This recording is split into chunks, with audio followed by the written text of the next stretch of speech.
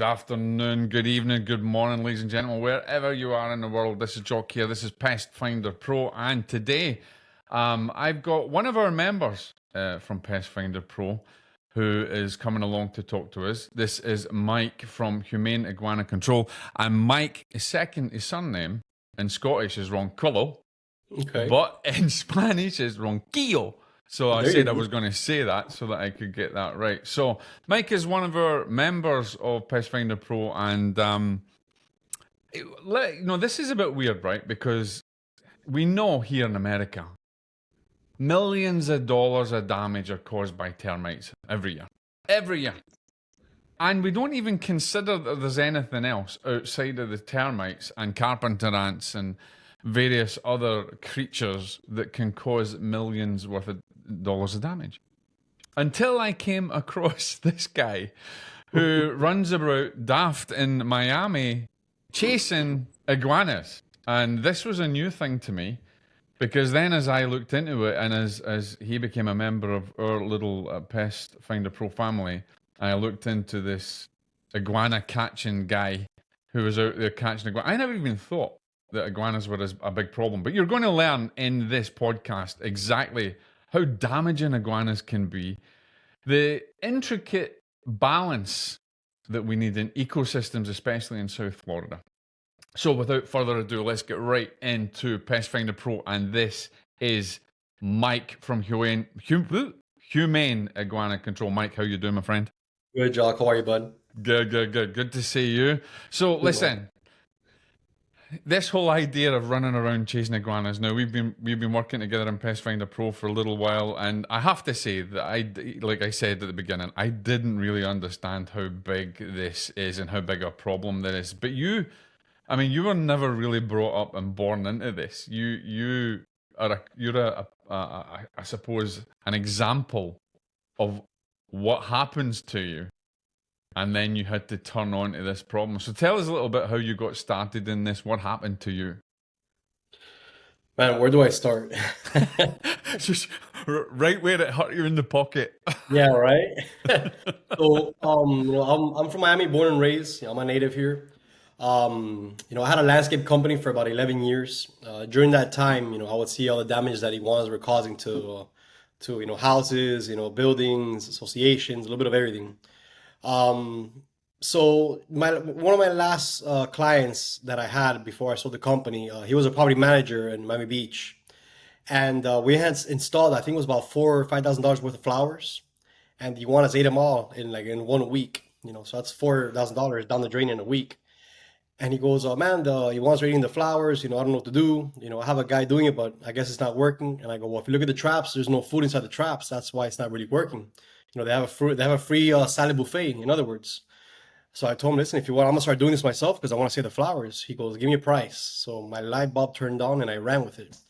I started doing a lot of research, of why they're invasive. I learned the local laws of, how to humanely deal with the situation, why they're a nuisance, the problems they cause. So I did a lot of homework. I studied for a good while. Just doing research and learning about the iguanas. So I started the Humane Iguana Control while I had my landscape company. This was all during COVID, so it was a very iffy situation. What do I do?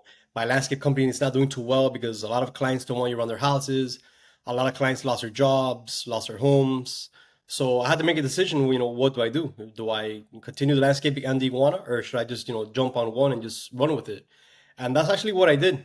I ended up selling the landscape business. I did the iguana full time, and it's been going amazing ever since. And A you've funny, got a really badass truck. I mean, really, if you uh, go on to Humane Iguana Control, ladies and gentlemen, and see it, when he came over and he put the pictures on on Pest Finder Pro, I was amazed because the truck actually looks like a friggin' iguana. yeah, man, yeah, yeah. I had this vision of, if I do this, I want to go all out. So I talked to my guy that does my wraps, and I told him, hey, I want my truck to look like an iguana with spikes on the roof. I want iguana skin. I want the full package. He goes, I got you.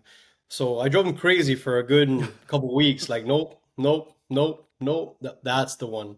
So we finally, got the right design. Finally got the spikes exactly how I wanted it. The orange color, like the big iguanas in South Florida. Yeah. And yeah, man, everybody loves a truck, especially kids. Now, do you go into like local schools and things and teach the kids about the invasive iguana species and stuff like that? Is that something that you're doing? Well, I'm actually trying to work on that. I'm trying to see how to go about it. So it's a very sensitive topic. Hmm. Since iguanas are invasive, they do have to be euthanized. Since it's illegal to relocate them or transport them anywhere other than the spot you could euthanize them at. It's a very touchy situation. Especially in schools, because if I had to tell the kids at the end, hey, these iguanas need to be euthanized, they could cause a problem. They could start crying and freaking out. So I'm trying to Hmm. see how I can go about it. To do it so the kids, don't panic with the situation. Now, there's different species of iguanas in South Florida, isn't there? Is there actually? I mean, I know obviously from the research and what you've shared with me is obviously green iguanas is the invasive species, but um, is there iguanas that are actually native to the area that are protected or? No, actually, all three iguanas in South Florida are actually invasive species. There's the green iguana, the Hmm. black spiny tail iguana, and the Mexican spiny tail iguana. They all arrived here through the pet trade in the 1960s. Sold as pets. People stopped caring for them, or they got too much to handle, so they got released into the wild, like the pythons, in the Everglades, and they just been, going crazy ever since. Reproducing like high crazy numbers. It's that old thing, like a pet is not just for Christmas, it's for life. But unfortunately, you give away your puppy, and that's a big problem. Yeah. People with puppies and everything else, and so the reptile issue. I mean, this is the same thing in Florida with snakes, pythons and things like that. And I didn't, I understood that was a problem, but um, what's the my interest here as well, and I'm sure anybody else that's listening, anybody who's in South Florida or maybe thinking of moving to South Florida, there's so many bugs and insects and things here and dangerous things. But um, iguanas is not something that you think about. What is the danger of iguanas other than just damaging your plants? There are got to be other problems with them. The ones themselves, they can't really hurt you. Usually when they see you, they just run away typically. Hmm. Unless you corner them. If you do corner them, they'll try and tail whip you, which could hurt, especially if they get bigger in size, because they're very strong. And if you grab them, Have you they been tail can. whipped? Have you been tail whipped a Oh few yeah, I've times? been tail Yeah. whipped. I've been bit in the shirt. Luckily not my skin. I've been scratched. Wow. I have scars, from the iguanas. So typically they're not very, they're harmless if you don't Yeah. approach them. But the problems occur like when you have them around your property. They could eat your plants. I've had Yeah. clients, like I mentioned, the $4,000 of flowers. They also eat native plants, which is a problem because these plants are native to our region and, Mm. they're part of our ecosystem. So they could eat the native plants. They cause health risks around homes. They tend to defecate a lot, like on roofs, around pools, or on playgrounds. And the problem occurs with that is their feces carries salmonella. So little kids or pets, if they go and lick it or the kids touch it and they don't know and they put it in their mouth, they could get sick from that. That's one of the problems. They also like to dig burrows to lay their eggs. Iguanas dig burrows up to 70 feet long, and they lay Wow. 20 to 70 eggs a year. So the burrows itself, they could cause infrastructural damage after a while due to erosion. They could cause bodily harm. If the sand, the terrain loosens up, someone could twist their ankle. I've seen seawalls collapse due to burrows, which could be extremely Is expensive. this the same then as like obviously in the pest control industry we are always on about termites. We're always on about how these termites can damage your home, and they're voracious. They're continually eating 24/7. I mean, it's like Fat Boy on a burger is they don't freaking stop, right? So eventually, then it compromises the structure of a home. So what you're saying then is that iguanas, when they burrow, can compromise the structure, the foundational structure of your home. Yeah, with time, with the erosion, it definitely that can happen, especially like on the sidewalks. We've seen Hmm. pool decks like start cracking or collapsing, so all those could be a really big problem. What's the worst example you've seen of iguanas then damaging a home? I read a report, I think it was at West Palm Beach or Fort Lauderdale, don't quote me on the location, Hmm. that iguanas were digging burrows under this dam. It was burrows and burrows and burrows. And these burrows sometimes connect with each other, so it could be like a whole, highways of tunnels underneath the Like ant ground. nests, like ant how the ant nest and then they split Exactly. off and stuff. Okay, all right. Exactly. So the burrows became, so many of them that the dam actually collapsed.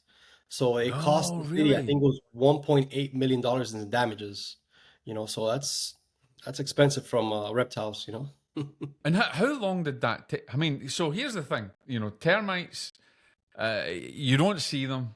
You can hear them, but that's when it's too late, and you can see the frass and things drop in. That's, obviously there's signs that's there, but a lot of the damage is done without even anybody ever knowing. And it's only a few feet at a time that they're going to go, but eventually it starts to erode, and you get damage everywhere. Um, I guess then my question is then is how quickly can these iguanas damage something as substantial as a freaking water dam or even a home or a wall? Yeah, I mean, it all depends. If the terrain is a soft terrain, it has a faster chance of causing damages. Like down here, we have a lot of coral rock. So our foundation is pretty strong.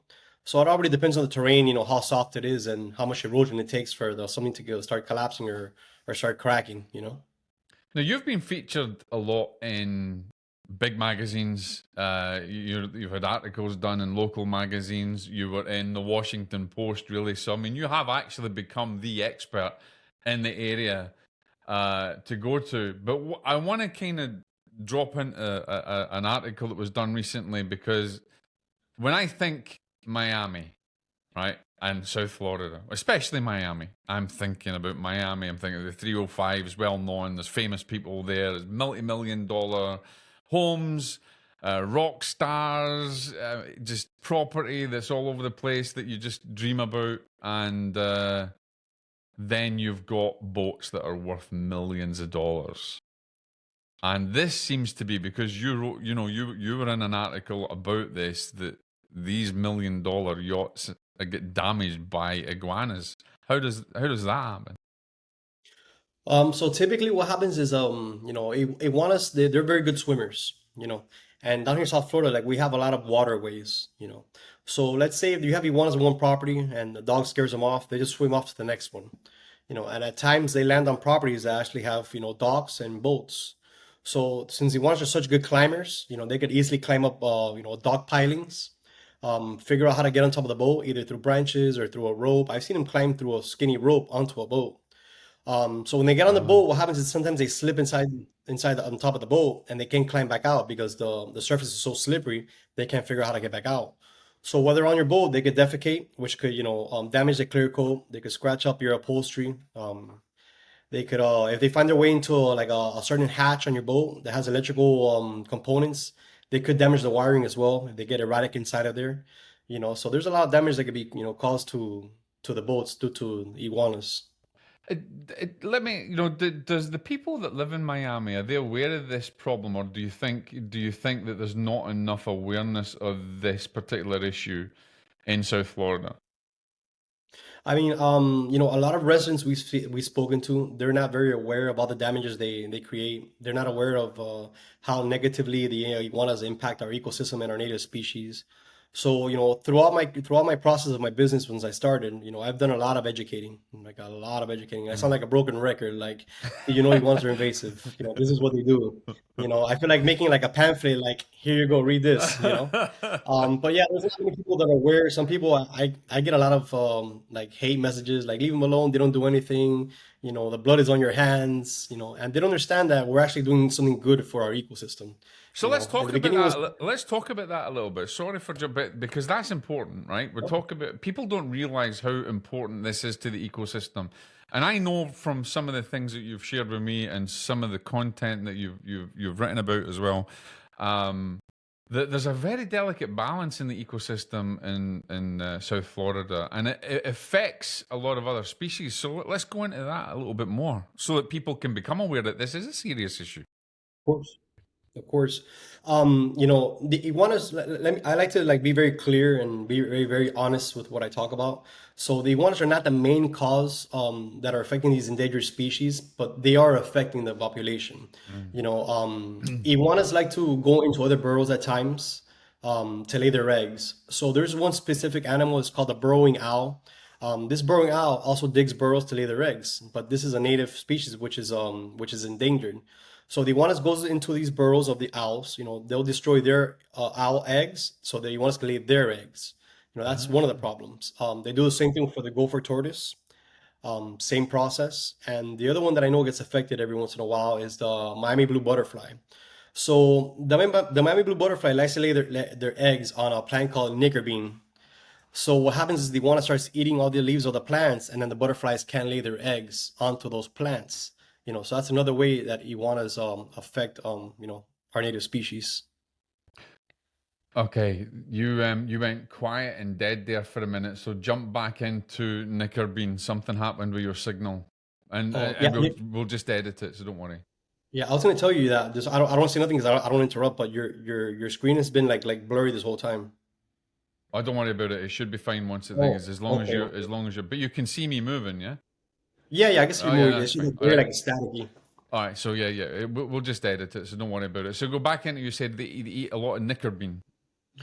So what they want us to do is they like to eat a plant called nickerbean, and this specific plant is the plant that the Miami blue butterfly lays their eggs on. So when the iguana starts eating these leaves of these plants, the butterflies can lay their eggs on these plants. So those are some of the ways that iguanas affect our native species that are some are endangered. How badly affected are they? I mean, are we is like the Burrowing owl? Is it like damaged so much that it's a threatened species and going to be extinct? Or the blue butterfly? I mean, is it really that bad? I'm sorry, Jock, I lost you.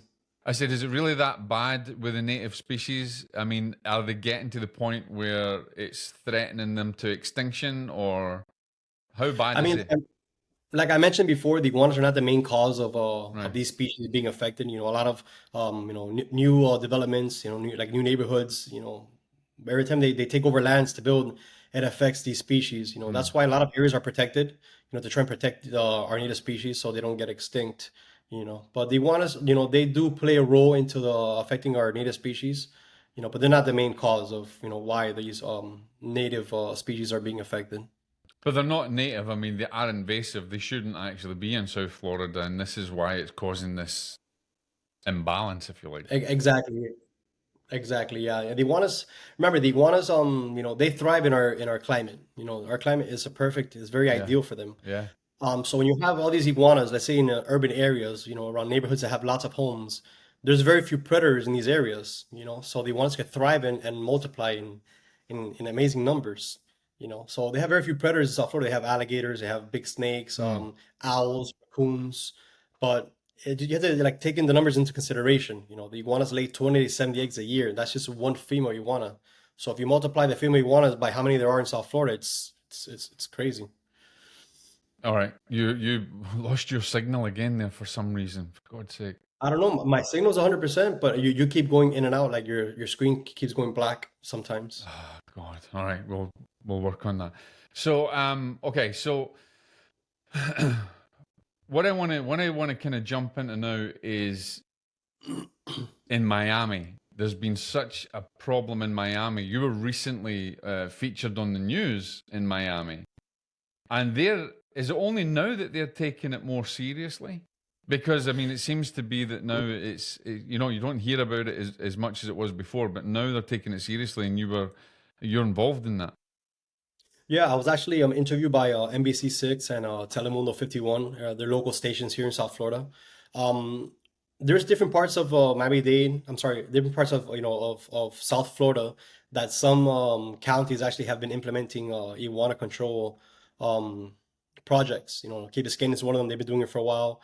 Miami Beach joined in a couple of years ago, but now the Miami-Dade County is actually taking charge of this, which is it's amazing because our local parks are very big parks, and these parks are infested with iguanas. So the county is now implementing an iguana control plan that they're asking for bids. So local companies like mine could put a bid in to this project, so they can hire us to eradicate the invasive species. Do you think this Mike could expand beyond South Florida? Because I mean, yeah, South Florida's got perfect. We're looking at any pest. Any pest needs three things. It needs shelter, food, and water, and Yeah. then it's going to survive and thrive. So it seems like to me that this, if not, curbed in South Florida, this could expand. Because there's so many other areas outside of South Florida that are perfect. Yeah, that's correct. So iguanas have been spotted from Key West all the way to actually Tallahassee. Not a lot up there, but they pop up every once in a while in the upper Florida area. Up there they can't thrive as much as down here, because they do get a lot colder weather than we do down here. Mm. It has to be very, very cold for them to actually die. I think it's maybe like 45 degrees for like 3 or 4 days straight for them to actually die. So what happens here in South Florida when we get a little cold front? They freeze up, they'll fall off of trees, and that's another problem. When iguanas are in trees, they can fall on somebody, which actually happened. They could fall on cars, they could fall on Can it? pets. Can it? I mean, I've seen a couple of pictures where you've got some pretty big freaking iguanas. Yeah. So I can imagine one of them bad boys falling off a tree. It ain't gonna be a soft. It ain't gonna be something No. soft that you feel. I mean, can that really hurt you? Yeah, definitely. I mean, the biggest one I've caught was about 6 feet tall, about 20 to 25 pounds, give or take. So imagine a 20-pound, 6 foot iguana falling from a 30-foot tree. It could kill you. Holy, that's It crazy. could kill you. Yeah. So a little story I read recently. So they do a lot of yoga activities here in South Florida. So Yeah. one winter they were doing a yoga event, and there's this gentleman doing his last pose, which was he was laying down, and then one actually fell on his face while he was doing yoga. So I don't. Yeah, yeah, there, I there's just. there's no I can literally see this in my mind's eye. Actually, there's there's no namaste there. There's no namaste there. I would have loved. I would have loved to have seen that. That's horrible because I can imagine. Yeah, it would have been. If you're the guy out there and you hear this episode, we're not laughing at you. We're laughing with you because Yeah. that's freaking hilarious. To be honest. Yeah, it's scary to think about. I mean, like I said, a 20-pound iguana falling from a tree from 30 feet, that could cause damage. And What also think about happened it. to the guy? Honestly, nothing. I think he got attended by an ambulance. I don't think he went to the hospital. I think he got scratched up and bruised up in his face, but he got lucky. Maybe the iguana wasn't that big. I don't know how big it was. But this also comes to effect of, let's say, you're driving on a main street Yeah. like Coral Gables. Coral Gables has lots and lots of trees. These iguanas start falling from these trees while you're driving, it could cause a big accident. And a lot of people, Never they even do thought. also, Do they, you know what, Mike? I never even thought about that. How dangerous it yeah, can be with them falling out of trees and onto the roads. yeah, definitely, definitely. A lot of people that are animal lovers, they love iguanas, and I respect that, of course. They are, a beautiful creature. A lot of people bring them inside when they freeze up to warm up. But what happens when they actually warm up? Right. They Okay. start running, they start running around the house. The person doesn't know what to do because you can't catch them, especially if you're not a trained professional. It could be tricky to remove it from your Well, house. I mean, let's face it. I've seen some of your videos, dude. I mean, you do move fast, and you have to run after them. And Yeah, anybody who is listening or even watching this video on YouTube afterwards, go watch some of them videos on his channel on Humane Iguana Control because yeah, there's my some YouTube funny channel. ones. There's some funny. So Yeah, what's the definitely. where is the weirdest? I hope I'm not going to throw anybody under the bus here, but where is the weirdest place that you have found or been called out to remove an Ah, iguana? man, there's been a bunch. There's been inside toilets. There's been inside laundry rooms, inside garages. When you Um, say inside toilets, it's not like the guy or the woman goes in there and they're looking to just get rid of the dinner from the night before, and then all of a sudden there's an iguana pops her head up. I mean, unless they eat the iguana raw, I don't think so. Yeah, so what typically happens is if you have overgrown trees or palm trees close to your roof, Mm. the iguanas use that as a ladder. And they like to get on top of roofs to sunbathe since they're cold-blooded reptiles. So, every house has breathers, which are PVC pipes that stick out, so Yeah. the toilets can breathe and all that. Hmm. So sometimes the iguanas get curious and they find their ways down those pipes. So they end up in your toilet, which is super, super freaky. I had an elderly lady that had that situation happen to her in Miami Beach. She went to use the bathroom, found an iguana. She freaked out. She is alive now. She didn't. It wasn't the last. That wasn't her Yeah, last yeah, radio. She's still alive. She yeah, didn't. She's- yeah. I wouldn't doubt if she started using the bathroom outside. Yeah, and the other craziest place, honestly, was for us. It was a kid's bedroom. This client called us at, I think, like 10 or 11 o'clock at night, because we're actually open 24 hours a day Mm. for emergency services. Someone calls it at 2 or 3 in the morning, we're going to be out there to help you. So this client called us from Pinecrest. She said, "There's an iguana in my son's room. Please come right now and get this thing out of here. I'm freaking out." She's going crazy. She's yelling. She's just going nuts. So we show up to her house. She shows us which room it is.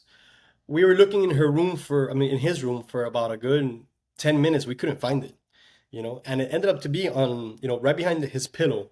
You know how the bed has a pillow, and it was like just sticking Yeah. his head out right in the back, just like looking at us, just like this much. And we couldn't see it because his bed sheets were kind of like camouflage, different colors, so Oh, the gee. iguana blended right in. Yeah, yeah, yeah. So luckily, like we couldn't, we went up to it, it was pretty calm. We were able to grab it, remove it, and just, do what we had to do. What was the kid in his room at the time, or she? Yeah, I think the kid was in his room when he told his mom, but the kid was excited, and he I was was going like to say all because about it. I know if I was a kid and I had an iguana in my room, I'd be like, yes. Yeah, no, he was. I'm pretty sure he wanted to keep it too, but his mom and iguanas don't get along too well. So I can imagine that iguanas pop up at the least expected places, and I do remember watching, I think, one of your videos where the iguana was behind the TV. Yeah, that was actually I think was it a green agama? I think it was a green agama.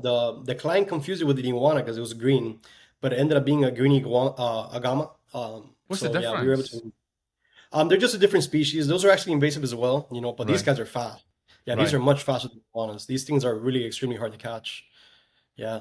Well, so what do you hope? What are you hoping to achieve with your business? Do you think, given the fact that this is a growing problem? I mean, it's not you know getting smaller anytime soon. What are you hoping to achieve? Are you hoping to put a dent in the issue or not? Yeah, of course, like it's just like cockroaches, like termites, you're never gonna get rid of them completely. It's impossible. But if more people from South Florida get educated about the topic of iguanas, they would understand why they need to be removed. They understand why they cause negative impacts to our region. So the more people that do the service, honestly, will be better in the end. I've had clients, no, I have one or two, I like them. They call me a year later, hey, I have 4 or 5, you need to come already. So remember, the population just grows and grows and grows and grows with the very few predators they have. So this has become honestly like a regular service. This is like an Hmm. extermination service, like a pool service, like a lawn service. Wow. It is just what it is. Every time we get one client on one block, we try to get the surrounding clients to get the entire block, because that's when it really makes a difference. Because if we remove 20 ones from your house, but your neighbors next door has another 20, they just jump over to your property. So the more people from South Florida that jump into this service, and to the iguana control programs, you're actually helping the ecosystem. Do you typically then only work with just, homeowners, or are you trying to offer this service to, home associations and, local areas?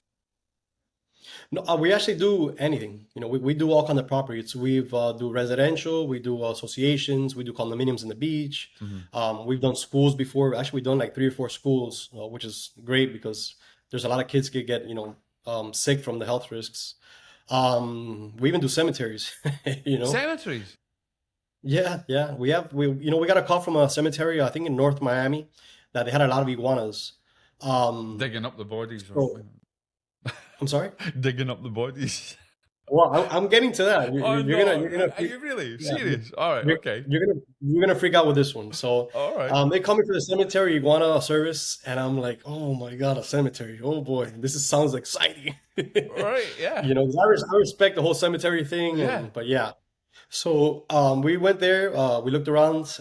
We gave her a price. She's like, yeah, let's do it. And I go, do you know the cemetery next door? Because there's 2 cemeteries next to one another. right. And I go, do you know the cemetery next door? She's like, yeah, I'll talk to them. So I ended up getting both cemeteries and started doing the service. But when we were looking around, we saw iguanas actually digging under the plaques. You remember, iguanas could dig up to 70 feet long. So 1 + 1 = 2. Jeez. So, there's a lot of negatives to iguanas and cemeteries. They defecate on the plaques, Yeah, which, a family member is deceased, they see feces on those plaques. not It's good. kind of like heartbreaking if you think Yeah, yeah, about it. yeah, yeah, yeah, yeah. The burrows, under the plaques, like I mentioned, they could go all the way down into the coffin area. We had a gentleman we spoke to. This was out of the cemetery, and he said he used to know a guy that worked at a cemetery, and one day he saw an iguana come out with a piece of clothing from the ground. All He right. mentioned a jaw too, but I don't know if that part is He true. mentioned a what? A jaw, like the iguana came out with a piece of jaw.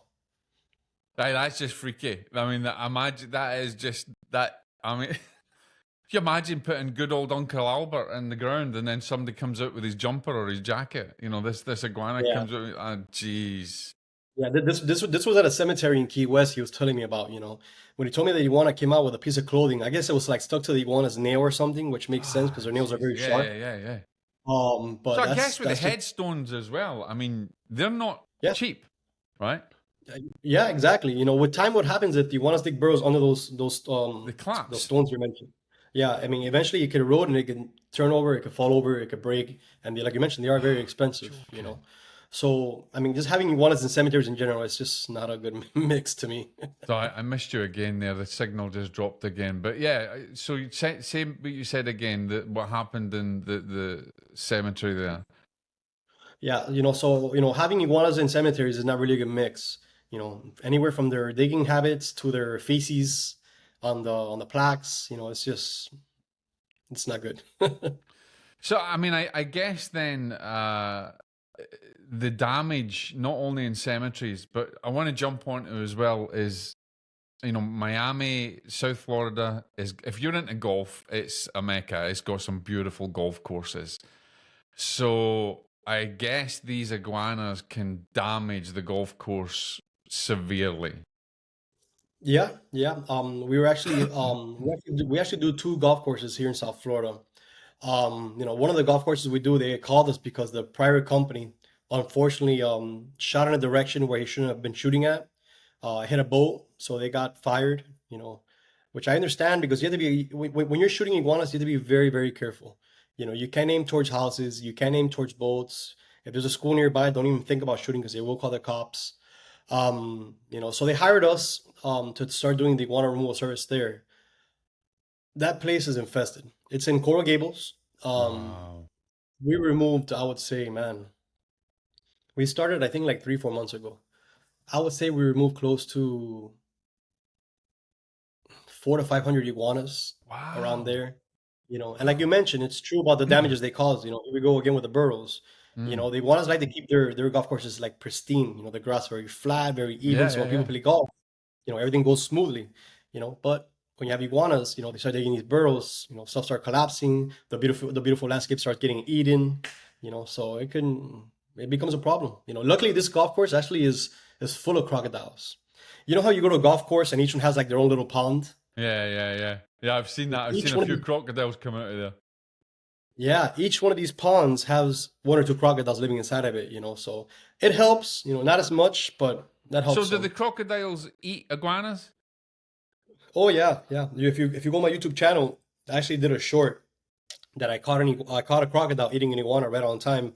We're just Wow. driving around looking for iguanas, and we see this crocodile moving back slowly, and he had like something green hanging out from his mouth. Ah, it was So he iguana. had just caught an iguana. So there you go, guys. If you don't want to hire a humane iguana control, get yourself a crocodile. No problem. Stick it in the pool, Yeah, and you won't have any yeah. iguanas. Although I'm you gonna could I- go I'm for the gonna easiest route is just to hire Mike and his guys. Yeah, yeah. I mean, if they go that route, I'm gonna start subcontracting crocodiles at people's properties. Rent them out for But rent a for a price croc. every month. Humane iguana control and rent a croc. That's it.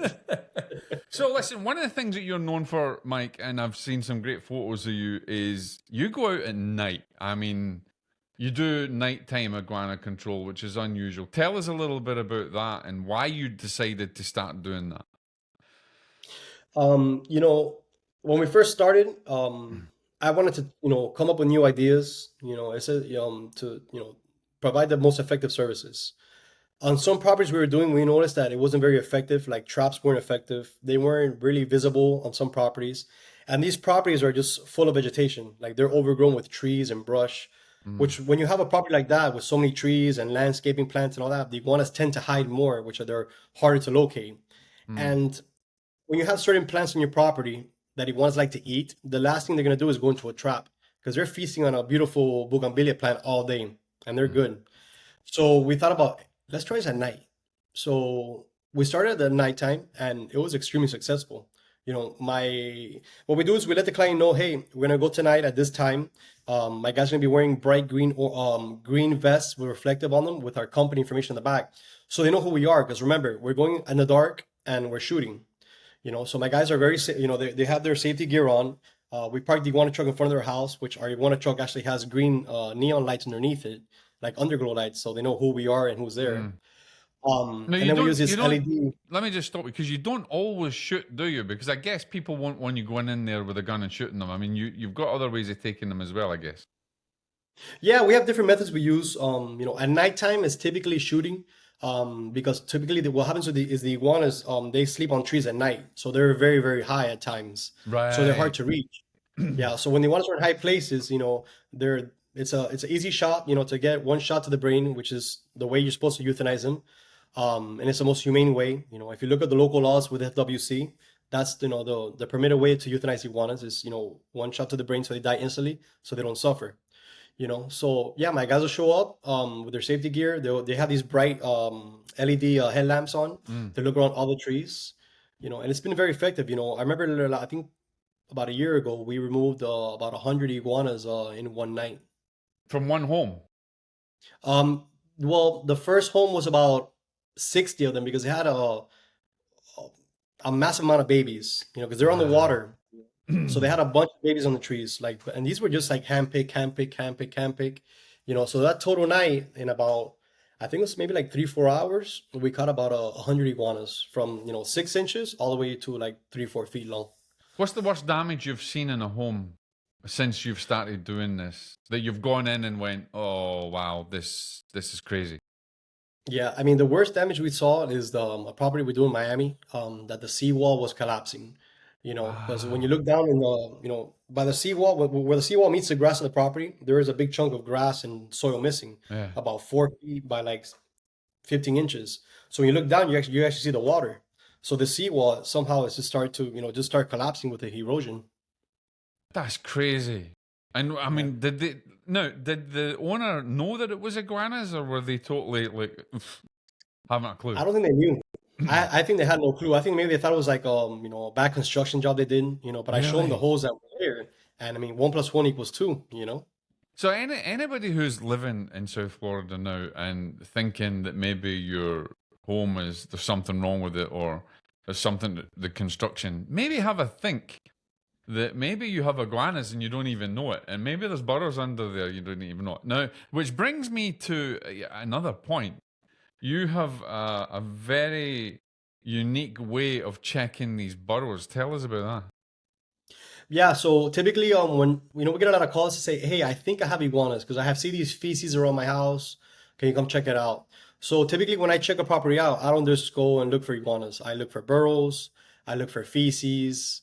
I look for plant damages. If we see like plants munched up, that. we know it's iguanas, because iguanas, when they bite down on a plant, it's a very clean cut because the iguanas have very, very sharp razor teeth. So Oh, I didn't the know that. burrows, yeah, yeah, their teeth are very, very small, but they're extremely sharp. Because remember, when they bite leaves, it's a clean cut and it's a All certain right. shape. It's a certain shape, so we know exactly when it's an iguana, because there's Oh, wow. caterpillars.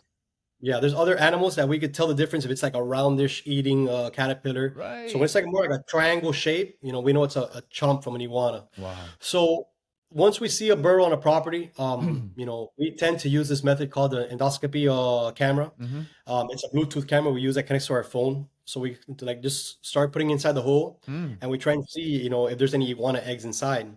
If there's iguana eggs inside, we can, easily remove them. And if there's nothing inside, we just cover the hole so the iguanas don't go back in there. And the reason why we implemented this strategy, is to save time and to avoid doing extra unnecessary damages to people's homes. Because if Right. we go with a shovel and a pick and just start, going at it, we could break irrigation lines, we could break telephone lines, if you Mm. don't get locations done. So we implemented this to try and, not disturb, the area, and just trying to do it effectively and quickly for the client. Can the iguanas that burrow or even get into the house, can they actually, is there a danger of them causing like any fires or anything? Or I mean, they don't, like, it's not like, rats can chew on electrical cables, etc., etc. Yeah. You've got that particular problem. Is there any type of issue with that in terms of even air conditioning or anything? I mean, what happens if a bigger iguana gets stuck in a place where he's not supposed to be at? Like I mentioned, like in a compartment of a boat or something Yeah. like that. If there's a home that has like some kind of closet that's full of wiring, and the iguanas go in there and start going crazy, because the iguanas when they get caught on something, they start turning, to get free, like kind of like an alligator does. It bites on, it just starts spinning to rip Right. So apart. like a Start spin. Yeah. All right. Yeah. Yeah, so if one cable gets disconnected and touches the ground, so like a positive with the ground, it could cause a spark and it could cause electrical damages. One thing that does happen a lot in South Florida is that iguanas find their way up to light posts, electrical Yeah. posts Yeah. with a Yeah. big, Yeah. Yeah. so there's actually been big power outages due to iguanas because they'll climb up to these big, what are they called? I lost the name of those, the electrical boxes in the air. I don't know. Like What are they- pylons, you mean? You're talking about when the electrical pylons, and then they have the big, the balls or something on the wires. Yeah, I always say the name, now I can't remember the name. But anyways, so they'll go up there, and if they touch a positive with a part of negative up there, that could Wow, I cause didn't electricity even know outage. that. That could actually shut it down. So your power cut might not be a lightning strike; it might be an iguana. Yeah, if you look up online, power outages due to iguanas, there's been a couple of incidents of that happening. Wow, that's crazy. I honestly didn't. I never even thought that that would be a possibility.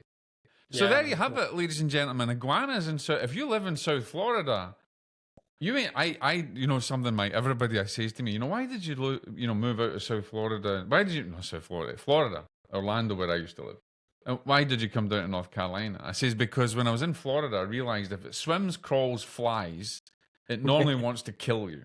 And so I wanted to get out of that. I came out one day and I was face to face with a freaking cottonmouth. Oh my And God. I was like, nah, this is going. No, we're not going to, but we're moving. I came down to North Carolina and it was just like Scotland. I went, yeah, this is where we're moving to.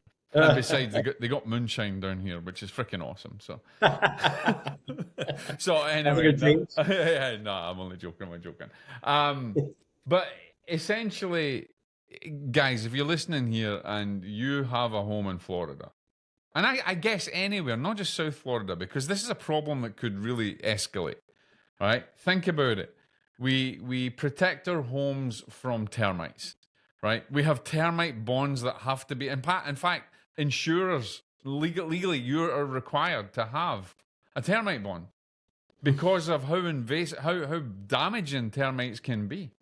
And if you sell a home and you don't disclose that you've had termite damage, then legally you could be into some problems. Yeah. So think about this, ladies and gentlemen.